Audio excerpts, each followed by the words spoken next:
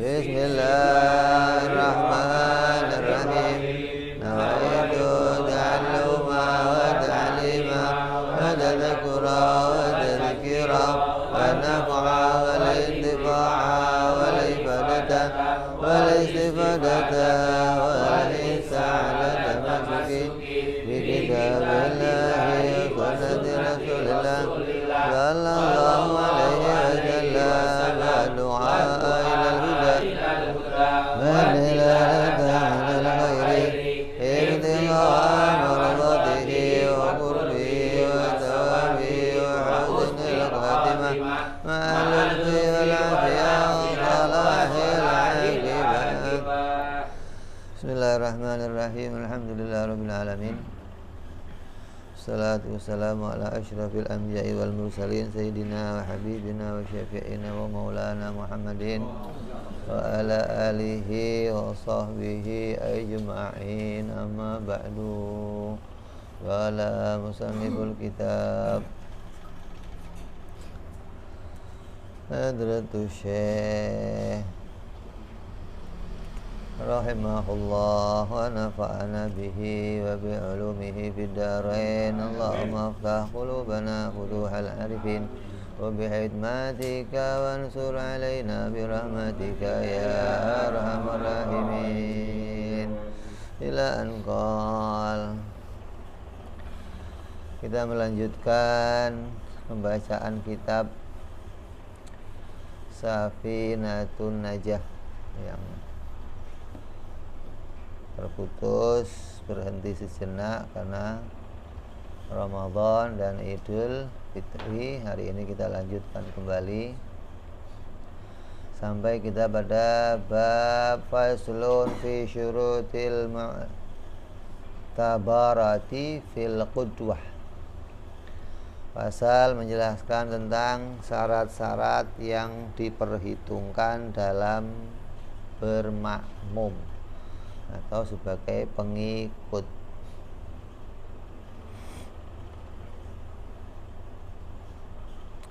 Syurutul qudwah ahada asyar. Syarat bermakmum ada 11 syarat. Kalau 11 ini terpenuhi, maka kita sah menjadi makmum, artinya diberi pahala ketika berjamaah. Nanti lain lagi dengan bicara sah berjamaahnya tapi nggak dapat pahala, ada lagi.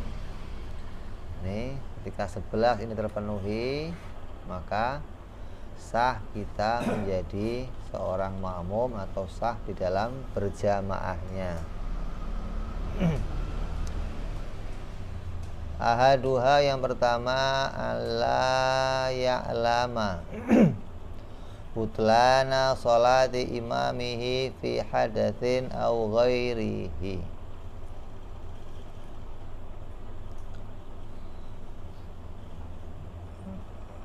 Seorang makmum hendaknya tidak meyakini. Yakin di sini bukan yakinnya ahli tauhid. Kalau yakinnya ahli tauhid kan harus sesuai dengan fakta. Yakin di sini maknanya dzon, punya prasangka dengan sangkaan yang kuat gitu.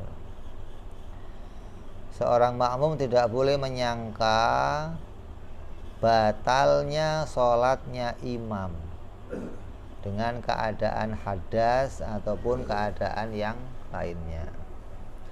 Kalau makmum menyangka imamnya itu batal dalam keadaan hadas atau yang lainnya, maka dia harus mengulang sholatnya. Tidak sah di dalam berjamaahnya. Nggak sah dia dengan niat sebagai makmum. Jadi kalau imamnya itu udah kamu sangka imamnya itu batal, kamu niat berjamaah sebagai makmum, Jadi kan niat kamu batal. Jadi kamu harus mengulang sholatnya. Beda kalau kamu nggak tahu imamnya batal. Jadi ketika imamnya batal, ya kamu sebagai makmum nggak ikut batal, tetap sah sholat kamu, nggak usah ngulang.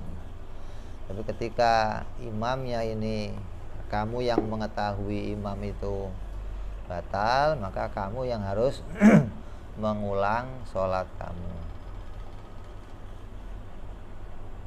Nah, yang dimaksud dengan hadas atau yang lainnya, seperti yang lainnya itu seorang makmum dari madhab Syafi'i mengikuti madhab Hanafi. Dalam madhab Hanafi ini bersentuhan dengan perempuan yang nggak apa-apa. Syafi'i batal yang bukan mahramnya. Atau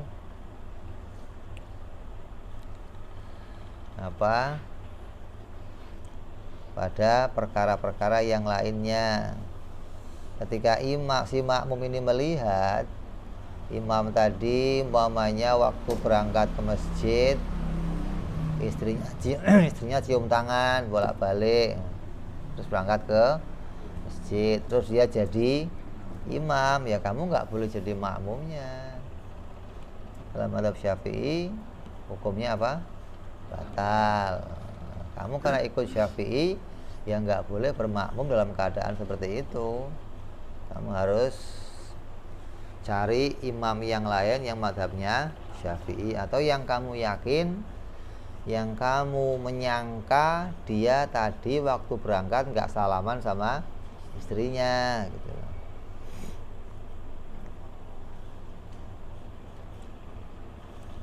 Atau dia telah memegang alat kelaminnya. Ini dalam madhab yang lain, Abu Hanifah usah. Sedangkan kamu sebagai madhab Syafi'i, maka nggak boleh mengikuti yang demikian. Karena mempertimbangkan kepada persangkaan makmum.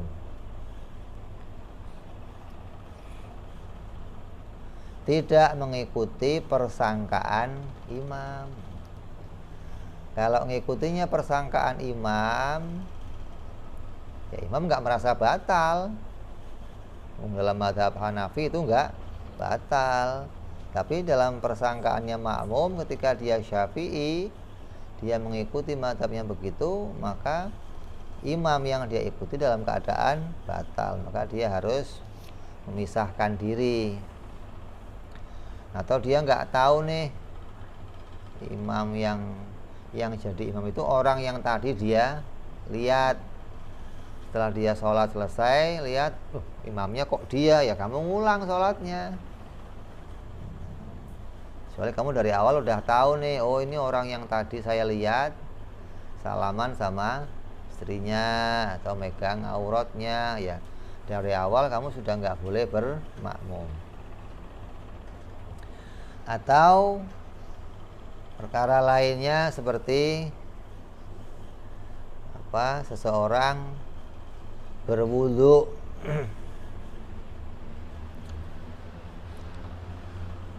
dari dua wadah yang suci dan satu wadah terkena najis. Ini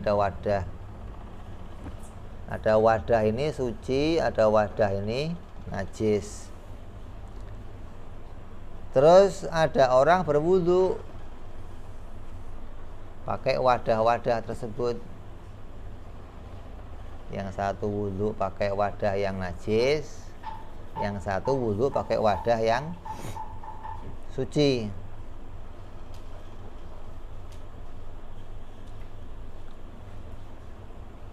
Terus setelah dia wudu, dia mandinya ya pakai wadah itu, dia nyuci baju juga pakai wadah itu, wadah yang satu suci, wadah yang satunya najis.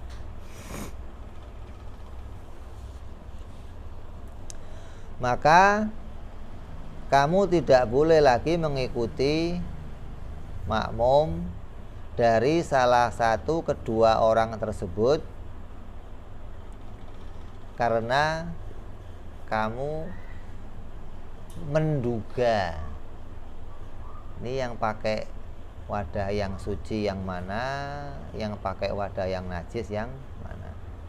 Kecuali kamu tahu, oh yang ini wadahnya suci, yang ini wadahnya najis, maka yang wadahnya suci boleh kamu ikuti. Tapi kalau ini dua-duanya saya nggak tahu nih, yang tadi ikut pakai wadah ini yang mana, ya dua-duanya nggak boleh kamu ikuti, karena kamu dalam keadaan menyangka bahwa keduanya ini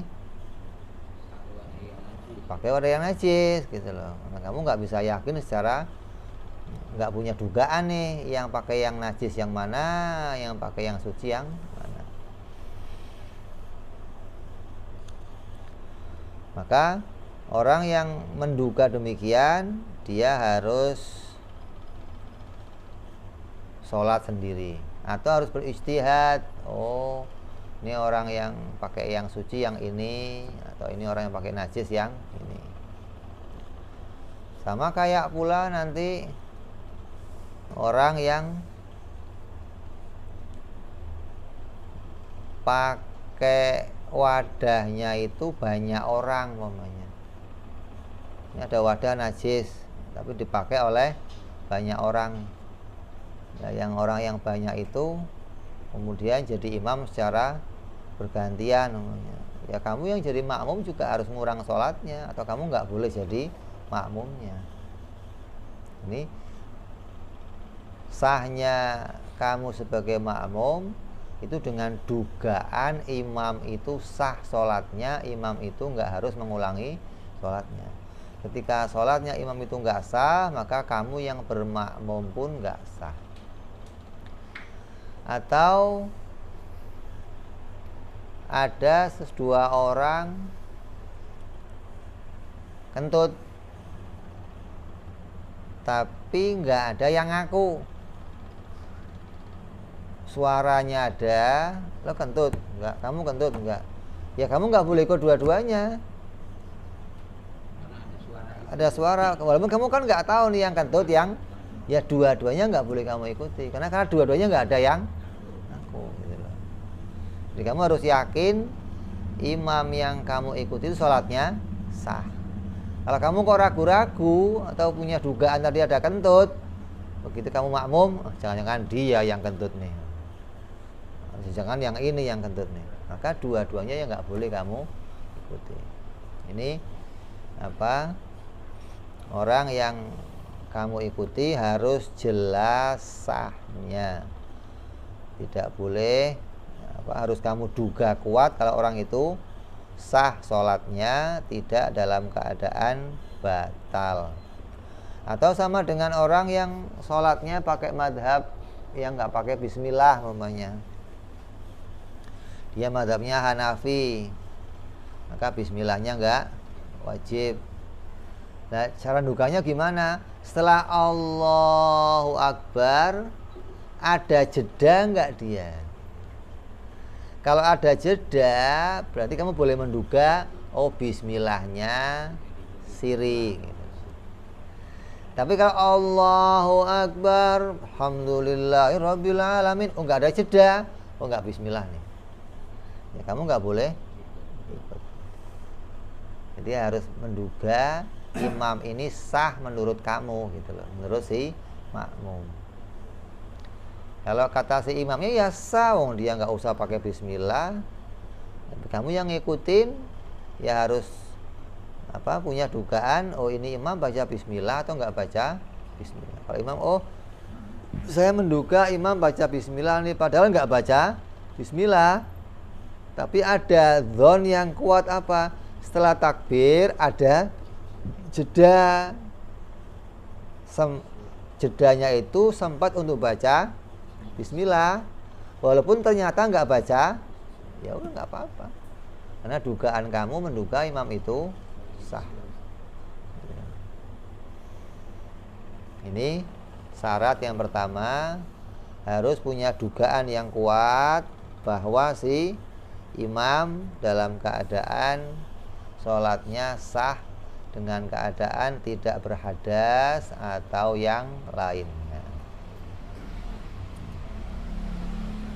Wasaniha, yang kedua, alla ya'taqidah al-ma'mum wujuba qadha'iha alaih. Harus kamu menyangka bahwa si imam ini sholatnya bukan sholat yang harus diulang. Karena ada nih sholat yang sholatnya harus diulang. Kalau ternyata imam itu sholat yang keadaan sholatnya harus diulang, ya kamu nggak sah sebagai makmum.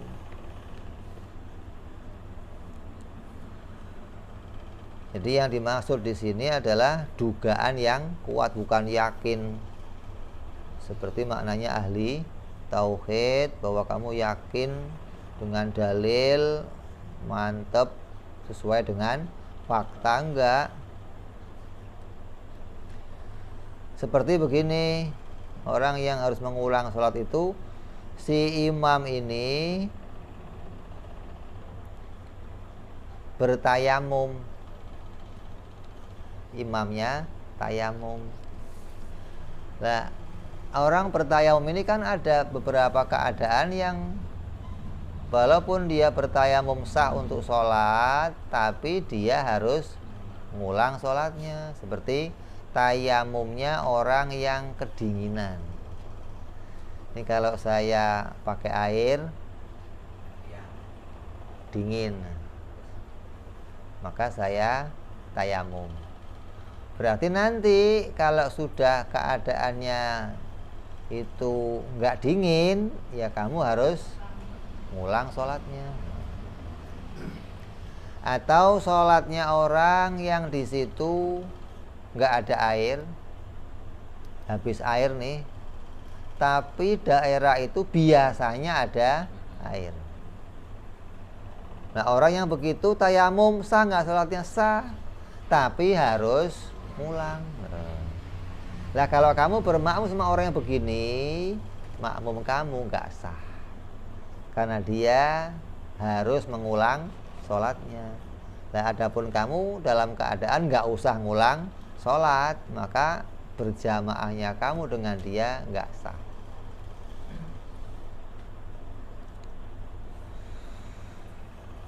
Kecuali orang yang kamu makmumi itu, yang jadi imam itu bertayamum, tapi memang di tempat yang nggak pernah ada air. Memang tempat itu nggak pernah ada air, memang dia ya wudhunya pakai tayamum. Jadi gimana? Dia nggak perlu ngulang sholatnya, walaupun kamu wudhunya pakai air, kamu boleh berjamaah dengan dia, gitu. Karena dia sholatnya nggak harus ngulang.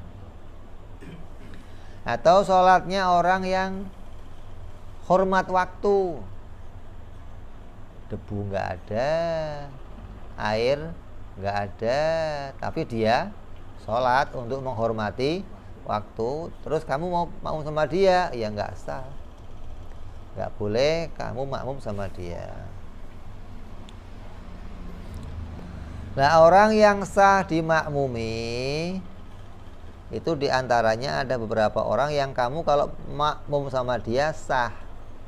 Seperti wanita yang mengeluarkan darah. Nih ada wanita mau makmum sama wanita yang lain. Imamnya ini seorang wanita yang istihadhah, orang yang ngeluarin darah. Tapi istihadhahnya jelas, dia tahu hitungannya gitu loh. Oh, saya sudah haid sekian hari, maka saya sudah sampai pada masa suci. Ketika kemudian keluar darah lagi, berarti darahnya namanya darah istihadhah. Maka dia sumpel, dia sholat, kok ada makmum, maka makmum yang ikut dia tahu ini wanita istihadhah, tapi wanita istihadhah yang tahu ilmu, ya sah kamu makmum sama dia. Walaupun dia orang yang ngeluarin darah. Karena orang istihadhah kan sah sholatnya. Beda sama orang haid, haram sholatnya. Terus yang kedua, orang yang bertayamum yang tidak wajib baginya mengqadha. Yang tidak wajib apa? Iadah, mengulang. Kayak tadi bermakmum sama orang yang sholatnya di tempat yang memang nggak ada air. Kamu jadi makmumnya sah. Terus orang yang mengusap suhuf pakai sepatu, pakai kasut, pakai sepatu, tapi sebelum dia pakai dia udah wudhu, kemudian dia mengusap doang wudhunya, sah sholatnya. Kamu sebagai makmumnya juga sah. Terus orang yang tidurnya miring, sholatnya dalam keadaan tidur miring, ya, kamu mau jadi makmumnya sah. Orang yang sholatnya tidurnya terlentang, asal dia wudhunya sah, ya kamu sah, asal dia nggak usah mengulang sholatnya. Atau kepada anak kecil walaupun dia seorang budak, atau kepada seorang yang beser, yang kencingnya terus, tapi dia sholat di awal waktu. Begitu masuk waktu, dia wudhu, dia langsung sholat. Kamu jadi makmumnya tahu ini orang beser, sah, kamu berjamaah sama dia. Terus orang yang beristinja, orang yang bersucinya pakai batu. Kalau sekarang nggak ada batu, tisu. Kamu kok tahu nih orang cuman ceboknya pakai tisu. Habis pakai tisu, terus dia wudhu. Habis wudhu terus dia sholat, sah. Kamu jadikan dia sebagai makmum. Ini orang yang bermakmum harus bermakmum pada orang yang tidak boleh mengulang sholatnya. Kalau orang yang kamu jadikan imam itu harus mengulang sholatnya, maka kamu nggak sah berjamaahnya. Yang ketiga, wasalituha ala yakuna ma'muman, ai madama muqtadiyan bi ghairihi. Yang ketiga, orang yang kamu jadikan imam berstatus, tidak boleh berstatus sebagai makmum. Ada makmum kamu jadikan imam, ya nggak sah sholatnya. Gimana? Bingung gitu loh. Ini ada dua orang sholat. Ini yang imam yang mana? Yang makmum yang mana? Karena sholatnya kan mepet umpamanya. Kok kamu milih salah satunya, ternyata yang kamu pilih makmum, ya kamu ngulang sholatnya gitu. Kalau yang kamu pilih kok pas imamnya, ya kamu nggak usah ngulang sholatnya.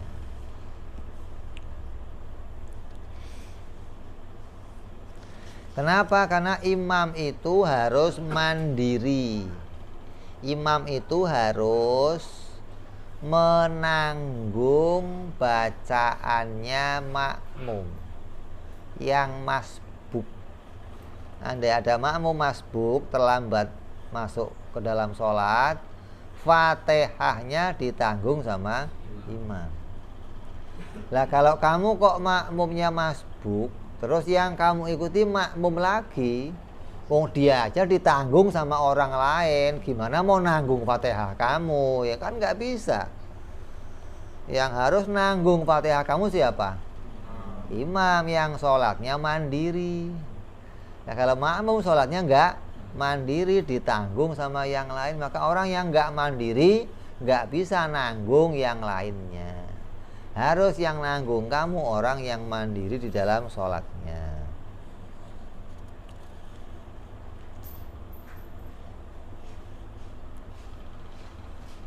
Jadi nggak boleh makmum sama makmum lagi, harus jelas tahu yang kamu jadikan imam adalah seorang yang mandiri atau dia memang seorang imam.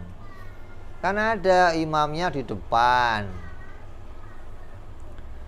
makmumnya di belakang jauh, karena dia malas maju namanya. Lah kamu masuk nggak tahu ini orang sendirian atau jadi makmum, kamu ikutin. Ternyata dia ikut imam di jauh di depan, ya nggak sah. Karena dianya aja ikut orang lain. Terus warabi'uha yang keempat, la ummiyan, yang kamu ikuti sholatnya bukan orang yang ummi. Orang yang ummi itu orang yang membaca Fatihahnya nggak dapat pahala gitu loh. Fatihahnya aja nggak sah untuk dirinya. Nah gimana orang itu mau nanggung Fatihahnya orang lain gitu loh. Orang ummi itu orang yang ketika dia sholat dia harus baca Fatihah. Maka dia udah belajar, udah berusaha, tapi belum dikasih keberhasilan sama Allah untuk baca Fatihah yang baik umpamanya. Maka orang demikian ya nggak boleh kamu ikuti sebagai seorang imam. Tapi ya kamu harus bijaksana. Jangan tiap ada imam nggak beres Fatihahnya nih, nggak boleh jadi imam. Ya nggak begitu. Ya harusnya tahu nih orang memang cetakan lidahnya begitu, atau dia memang baru belajar baca Fatihah, atau dia memang nggak mau belajar Fatihah gitu loh. Jadi kalau kurang-kurang dikit ya kamu maklumin, jangan harus fasih, kalau nggak bisa, nggak begitu juga. Kalau kamu pas ketemunya orang-orang sono yang ngalamin gimana? Ya kamu harus bijaksana juga maksudnya. Yang di sini maksudnya adalah orang-orang yang memang dia belum bisa mengucapkan dengan baik. Kalaupun ada sedikit kesalahan, sedikit kekurangan, tapi kekurangannya itu nggak merubah apapun, nggak berdampak apapun, ya nggak ada masalah. Kecuali kekurangannya fatal, merubah huruf sampai maknanya jauh, dan kamu tahu orang itu bisa baca dengan baik, ya kamu harus nggak boleh ikut orang tersebut. Lah kalau umpamanya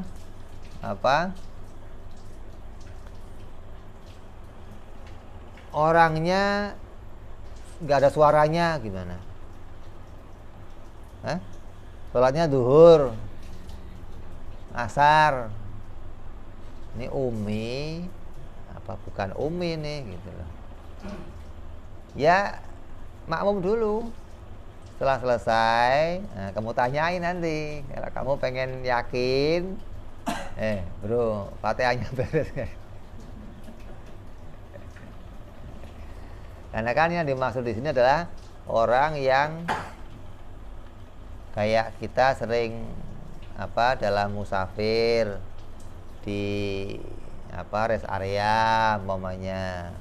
Tapi kalau yang jelas itu imam rawatib di situ, ya kamu nggak usah nanya lagi. Ya soal imam rawatib lu tes, lu imam rawatib bisa nggak Fatihah?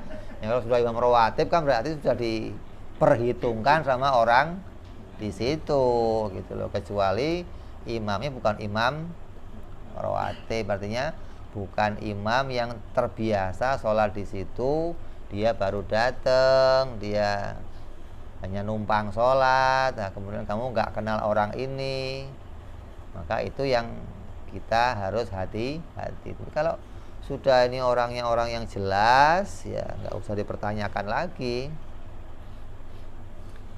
Lah kalau orang yang umi, makmum sama orang yang umi, ya nggak ada masalah, sah-sah saja sholatnya, wong bangsa setanah air maksudnya. Tapi yang dimaksudnya orang yang fasih makmum sama orang yang umi, maka sholatnya nggak sah, gitu loh. Orang yang fasih yang harus jadi imam.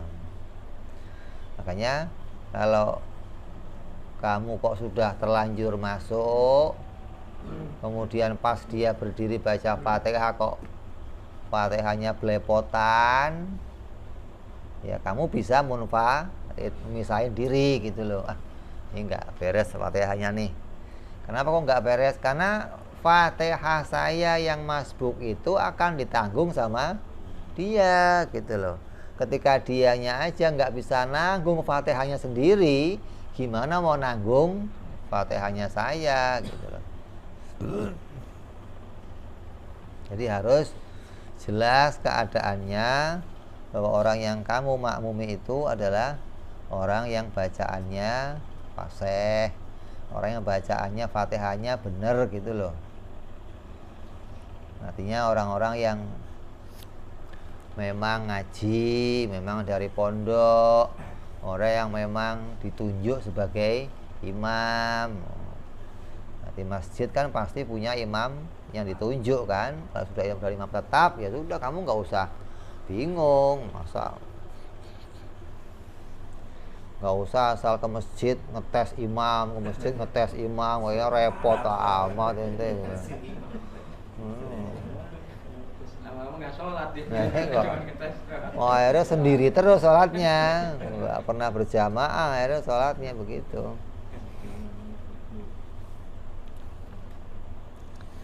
Terus yang kelima, syaratnya bermakmum adalah Allah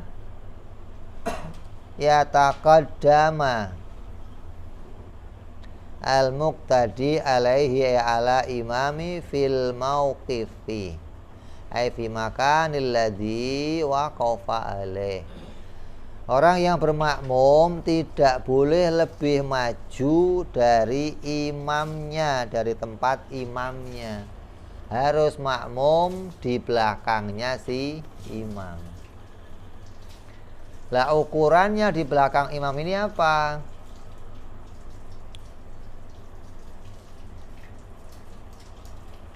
Ukurannya kalau dia berdiri, ukurannya tumit.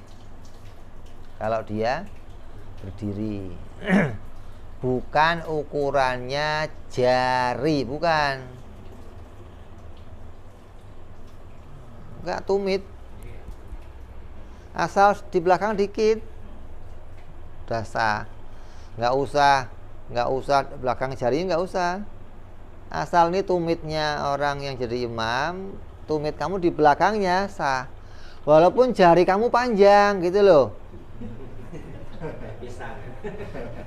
Pokoknya makmum kamu wahid, imamnya wahid kecil nih, jarinya kan pendek. Luar kamunya tinggi gede, jarinya panjang. Sah asal tumitnya belakang. Gitu loh. Jadi yang diukur apa?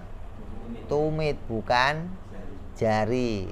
Makanya kalau ada orang ngeratain soft, bikin soft, kan soft sekarang itu sejadah ada garisnya tuh. Lah rata-rata orang yang diratain depannya, adalah tumitnya yang harus rata gitu loh.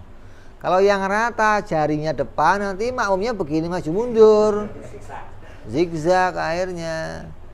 Yang rata harus tumitnya, hingga kan rata.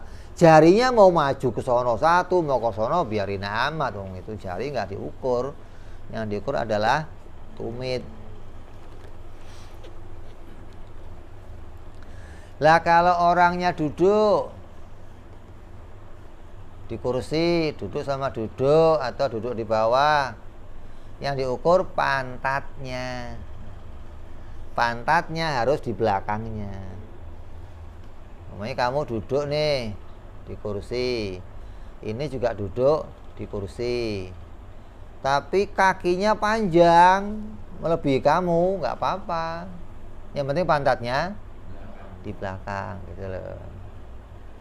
Jadi lututnya ini lebih panjang dari lutut kamu, nggak apa-apa. Yang penting pantatnya di belakangnya imam. Lututnya nggak diperhitungkan, yang diperhitungkan pantatnya. Terus kalau orang itu tidurnya terlentang, ini ada orang terlentang sama terlentang, yang diperhitungkan apa? Kepalanya. Jangan lebih maju dari kepalanya yang lain. Di kepalanya makmum harus di belakangnya kepalanya si imam. Ini ukurannya begitu. Jadi nggak boleh lebih maju. Yang diukur apa? Tempat tumpuannya dia itu apa gitu loh. Harus di belakangnya si imam.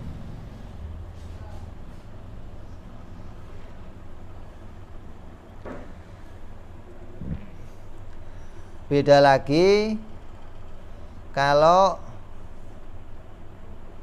sholatnya di tempat yang gelap. Gelap nih, kamu nggak tahu posisinya imam, kok tahu-tahu lebih maju, ya nggak apa-apa, sah. Kamu nggak tahu, kecuali kamu tahu posisi kamu di depannya imam, ya nggak sah. Jadi kalau kamu yang nggak tahu karena gelap, maka kondisinya sah.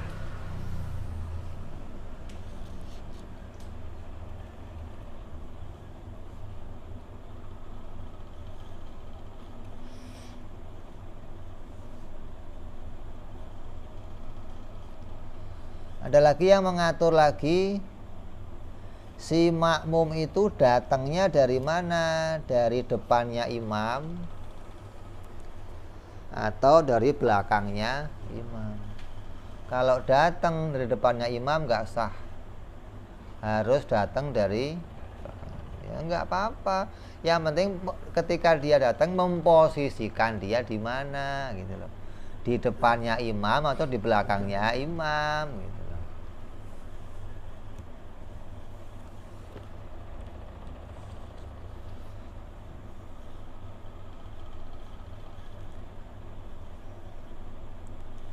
Andai imam dan makmum sejajar pas bareng, hukumnya apa? Makruh. Sah tapi hukumnya makruh. Berarti sah berjamaahnya, sah sebagai makmum, tapi nggak ada pahala jamaahnya. Sholatnya sah tapi pahalanya nggak ada. Kenapa? Karena ngelakuin kemakruhan. Yang makruh itu menghilangkan pahala sunnah. Berjamaahnya sunnah, kamu ngerjain yang makruh, maka hilang pahala berjamaah. Tapi sholatnya nggak usah ulang.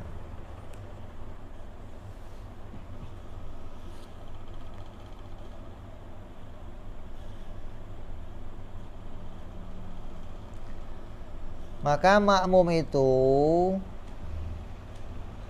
disunahkan berada sekira-kiranya 3 dhira'.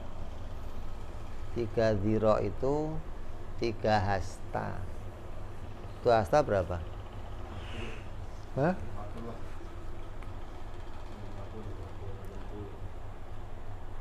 40, 50, 60. Gimana 40, 50, 60 gak jelas amat. Berapa standarnya satu hasta? 60. Kayak kita kan Nabi Adam itu ukurannya berapa? 60 hasta. Jadinya berapa? 30 meter. Berarti sehastanya berapa? 50 cm. Kalau satu hastanya dihitung 50 cm, berarti jaraknya makmum ke imam itu 150 cm. 150 cm. Nah, sejadah ini berapa? Hah? Sejadah sekarang 120. Kalau sejadah dulu semeter 10. Kalau sejadahnya ada lagi 11 meter setengah. Karena kan jelungup sholatnya ke sono gitu. Kalau pakai sejadah itu nggak cukup dia punya sejadah khusus sebenarnya. Kalau sejadah ini ukurannya semeter, paling panjang sejadah kita semeter 20. Berarti masih hitungan di bawah 3 dirok. Jadi masih dapat kesunahannya berjamaah.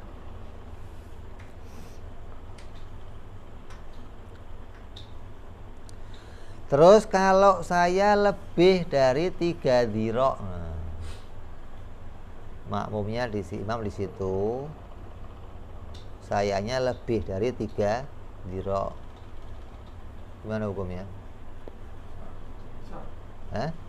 Sah berjamaahnya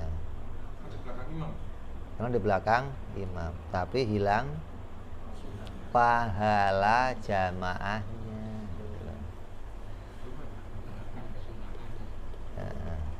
Jadi pahala jamaahnya hilang. Makanya kan ada kadang orang diomong makmum itu seorang boleh berjamaah asal jangan lebih dari 300 meter. Kalau di Masjidil Haram, masjidnya berkilo-kilo, ini sah nggak? Sah asal kamu di dalam masjid. Masih di dalam masjid, berjamaahnya sah, tapi pahalanya nggak ada gitu loh. Keutamaan sholatnya nggak ada, karena keutamaan sholat sunnahnya kamu tidak lebih dari 3 dhiro antara imam dan makmum, antara makmum dan makmum lagi gitu loh. Imam ke makmum, makmum ke makmum lagi, itu nggak lebih dari 3 dhiro.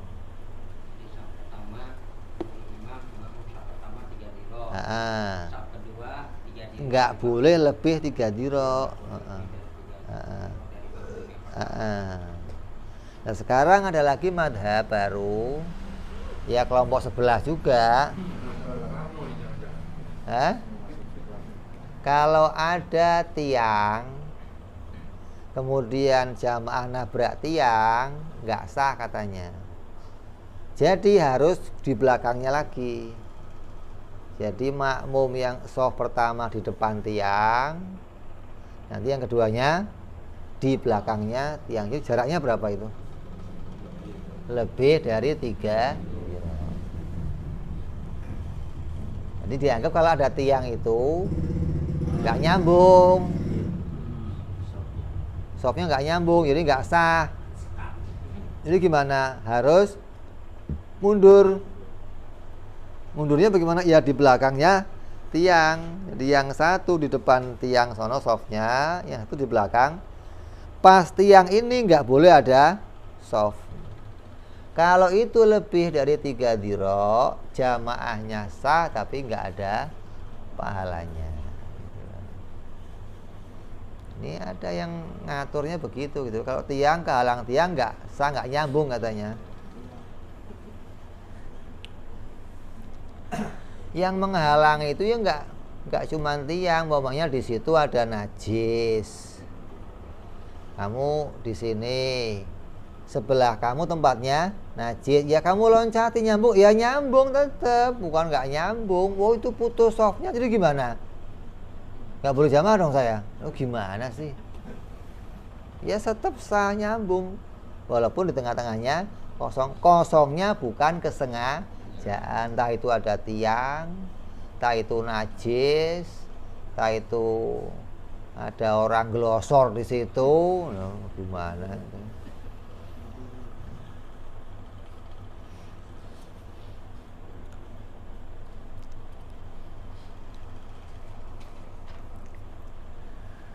Terus seorang makmum kalau dia mau mendapatkan sah berjamaah, ketika dia dimulai dari awal, maka dia berdiri di sebelah kanannya imam. Kalau kamu sudah lihat orang berdua sholat, yang kanan lebih mundur, oh ini berjamaah, berarti ini makmumnya, ini imamnya, gitu loh. Kecuali posisinya keder tuh, bisa saja dua-duanya tadinya makmum, imamnya udah keluar, berarti dua-duanya ini makmum, kamu boleh ikut salah satunya, gitu loh. Begitu kamu ikutin, nggak taunya salah satunya imam, satunya yang kamu ikuti, kamu ulang sholatnya.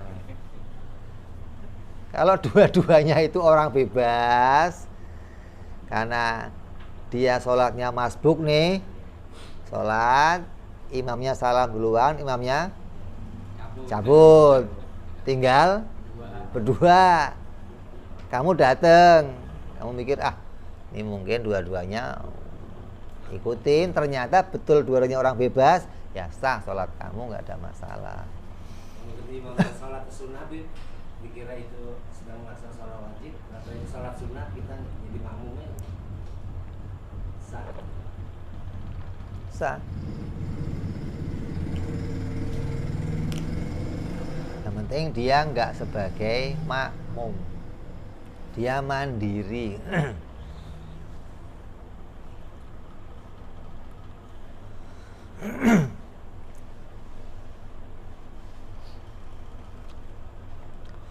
Sebelum ada makmum lainnya, posisinya makmum di sebelah kanannya imam.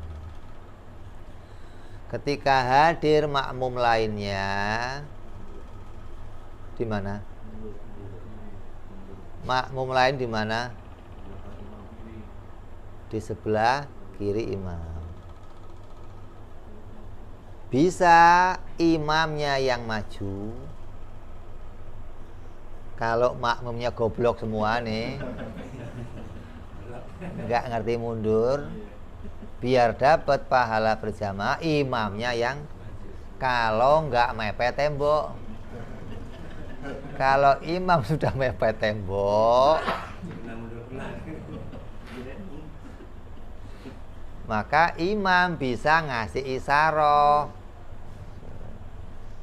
nyuruh mundur gitu.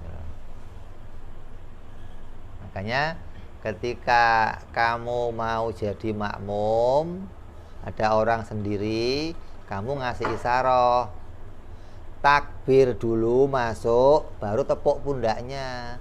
Jangan tepuk dulu baru Allahu Akbar, jangan. Tepuk dulu baru sholat, enggak, takbir dulu baru tepuk sebagai bentuk pemberitahuan. Lah, kalau kamu mau sudah ada makmum, kamu mau masuk, yang ditepuk jangan imamnya lagi, makmumnya kamu tepuk gitu loh. Mundur bro, gitu loh, biar dia mundur gitu loh. Itu isyarahnya. Nah kalau dia nggak tahu, angkat.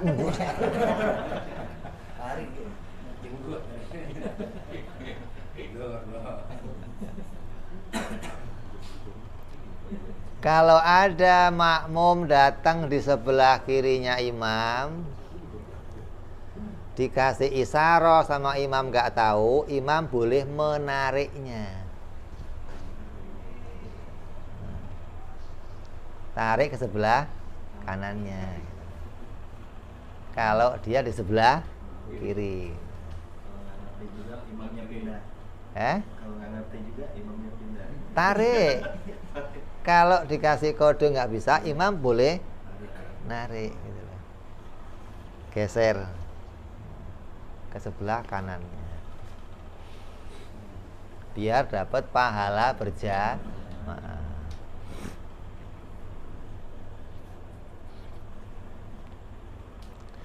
Kalau yang datang bersama imam itu dua orang langsung, ya dua-duanya langsung berdiri di belakang imam. Kalau tadi imamnya nggak maju, makmumnya yang mundur, terus merapatkan diri.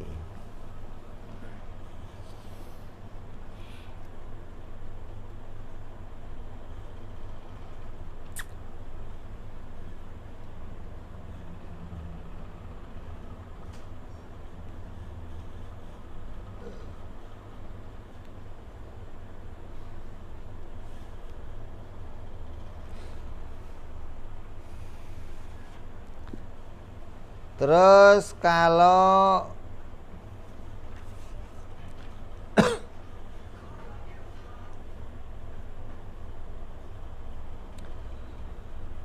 posisi imam di depan, makmumnya laki-laki sendirian, maka mepet kanan. Kalau makmumnya dua, maka di belakangnya. Kalau makmumnya laki-laki sendiri di sebelah kanan, mepet imam. Kok tiba-tiba datang wanita, maka wanitanya di belakangnya makmum. Yang wanita nih di belakangnya makmum. Jangan di sebelah kanannya imam, sebelah kirinya imam, jangan, nggak boleh. Harus di belakangnya si makmum, ya nggak usah mundur, nggak ada hubungannya. Kalau datangnya berdua laki-laki di belakang imam, datang perempuan di belakangnya lagi, gitu. Ini kalau posisinya hanya berdua. Datang laki-laki, ya baris ke depannya lagi terus. Ada yang si ceweknya di tempatnya dia di belakang gitu, tapi dia mau imam kita belum. Apanya? Misalkan ceweknya di belakang, Ada saf tersendiri buat wanita. Iya, asal ngelihat gerakannya kita. Kalau nggak ngelihat nggak boleh, kecuali dia di masjid cukup ada suaranya. Kalau ruangannya sepeta, ruangannya sepeta, makmumnya cuma atur kiri kanan tembok, bisa di belakang doang. Itu bukan ruangan, itu rel kereta namanya. Ada salah kira di bontis.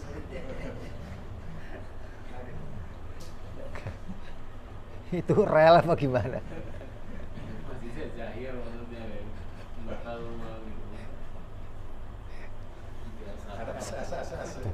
Ruangannya satu badan doang. Kalau perempuannya lebih dahulu nih sebelah kiri gitu. Hah? Kalau perempuannya yang lebih sedang harim kan sebelah kiri. Sebelah kiri. Pokoknya di belakangnya imam.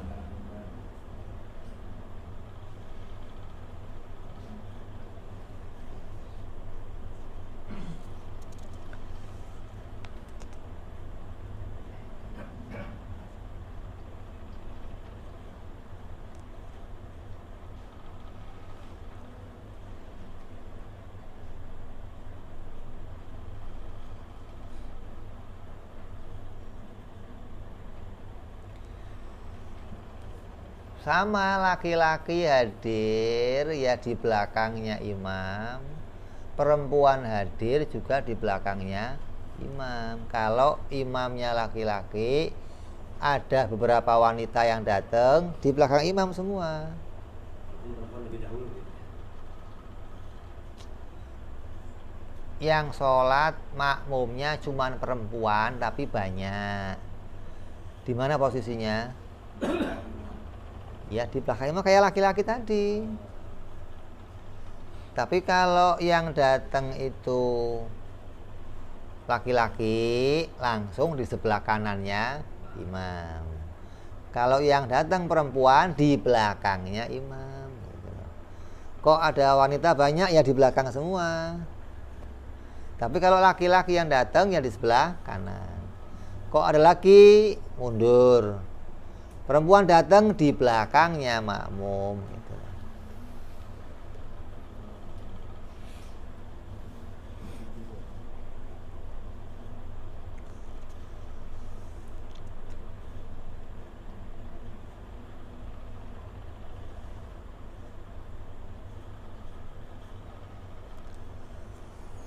Kalau mau diurutkan, yang pertama, soft pertama itu harus softnya laki-laki.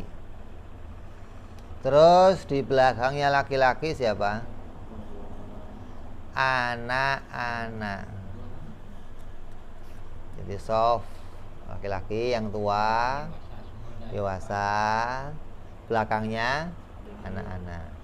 Anak-anak di sini yang sudah sunat, sudah punya wudhu gitu loh, sudah bisa wudhu, sudah sunat walaupun belum balik.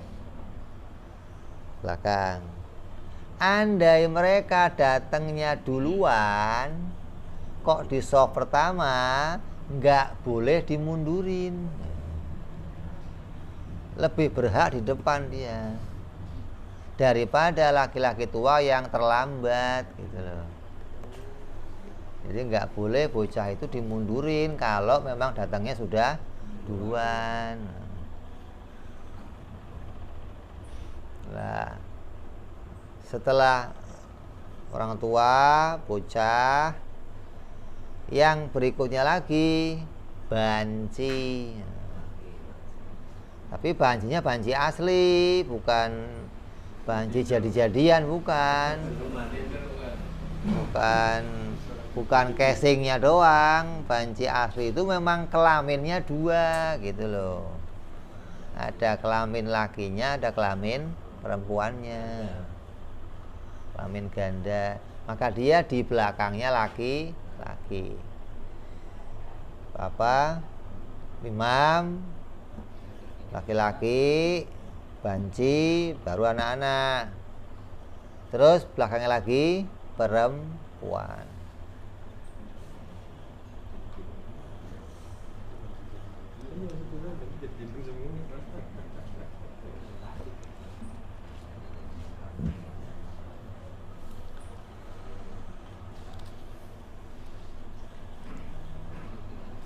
Beda ya banci sama banci sekarang. Banci. Kalau sekarang apa? Transgender.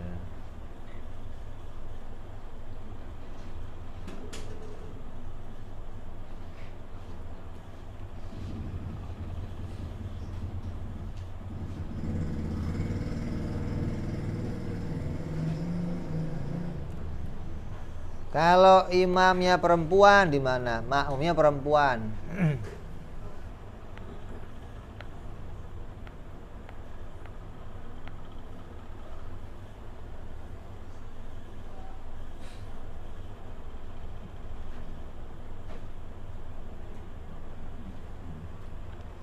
Kalau makmumnya perempuan, imamnya perempuan, si imamnya berdiri di tengah-tengah,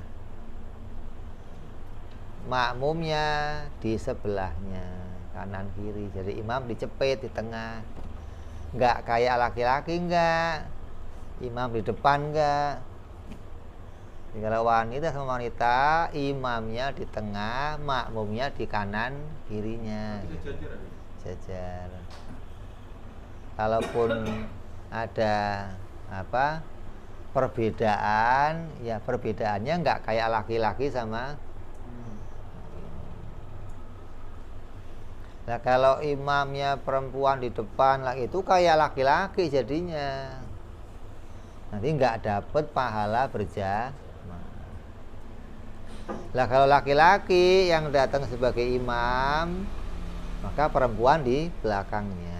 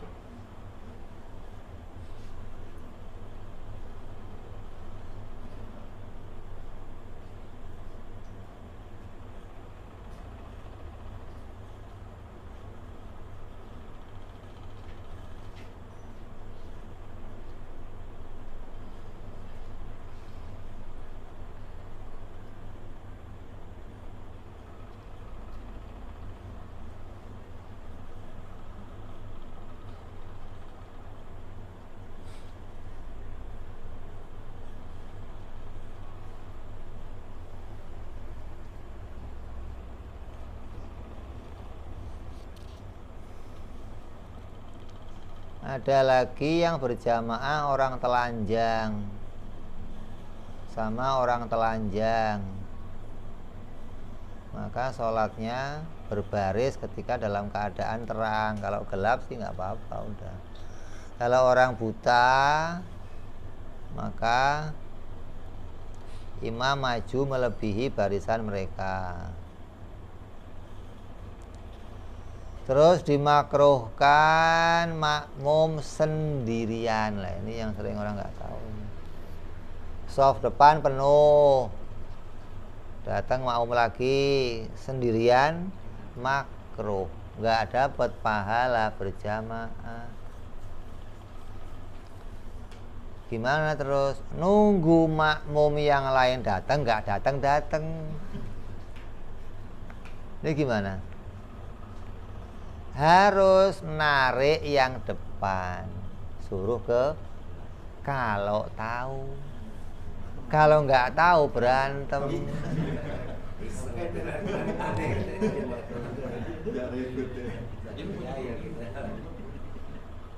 kalau berarti dia sendirian di belakang. Dia mundur. Berarti softnya nggak terputus tuh, Bi. Yang depan softnya nggak terputus.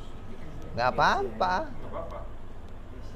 Demi nolongin yang belakang, biar yang belakang dapat pahala berjamaah. Jadi nggak usah kamu angkat, nggak usah. Kalau towel aja, narik yang depan untuk mundur ke belakang. Jadi nariknya jangan diseret. Kalau diseret itu berantem beneran ya begitu. Lo maunya apa-apaan bro? Lo main seret-seret aja. Tepuk aja gitu yang di depan, maka dia ngerti untuk kalau punya ilmunya. Kalau nggak punya ilmunya ya ndablek aja dia.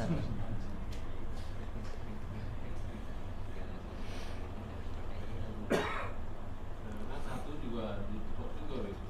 Apanya? Baru satu imam gini kita sebelah kanan, dia datang dia tepuk juga kitanya. Kalau Mau di kiri, oh iya, dia kalau mau di kiri, pokoknya ditepuk aja biar sejajar di belakang. mestinya kalau aturannya dia di sebelah kiri, nanti baru mundur. Nah kalau dia mau langsung, ya langsung mundur. Caranya gimana? Ya tepuk sih. Kamunya kan di belakang imam nih, dia nggak lihat kamu. Yang kamu tepuk bukan imam tapi si makmum, biar dia langsung mundur. Kalau kamu mau maju di sebelah kiri, nanti bisa jadi imamnya yang maju, kamunya nggak usah mundur. Kalau kamu mau langsung mundur, berarti ada tepuk makmum biar si makmum itu mundur. Tinggal mau imam yang maju atau makmum yang mundur. Bisa mundurnya setelah rokaat berikutnya, gitu loh. Jadi masuk dulu ke sebelah kiri, sholat, masuk, ketika nanti berdiri baru dua-duanya mundur, terus merapat. Kalau yang nggak ngerti ilmunya ya tadi main tarik-tarikan,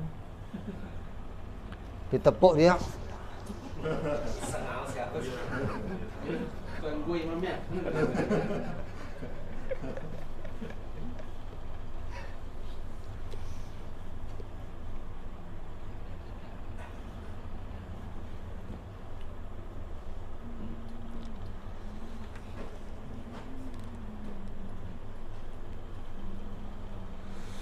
Terus yang keenam, syarat yang keenam, makmum mengetahui perpindahan imam. Kita terusin yang datang insyaallah. Wallahu a'lam bishawab. Ila hadratin nabi. Al-Fatihah.